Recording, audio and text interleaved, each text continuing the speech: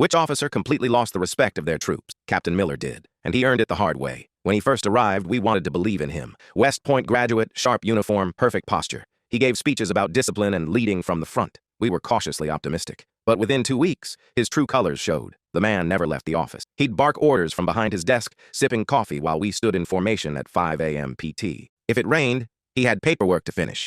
When we were out in the mud crawling under barbed wire, he was in the motor pool on his phone. The worst part? He claimed credit for everything we did right and threw us under the bus for everything that went wrong. One night on a field exercise, we were running a night navigation drill. Everyone was exhausted, cold, and hungry. Captain Miller showed up late, acting like he'd been supervising the whole time. Then he ordered us to rerun the course because we lacked energy. The platoon groaned, but we pushed through. When higher command visited the next day, Miller bragged about how he personally motivated his men to run the course twice. That was the moment the switch flipped. We started keeping score.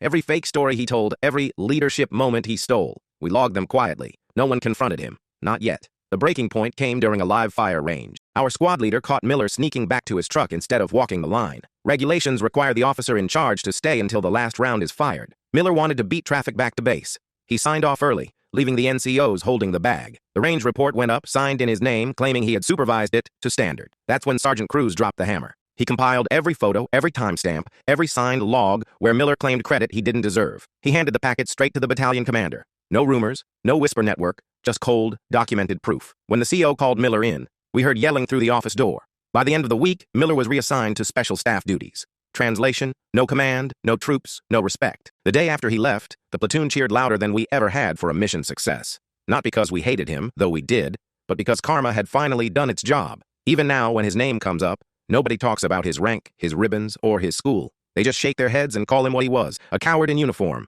Respect isn't given, it's earned. And once you lose it with your troops, there's no coming back.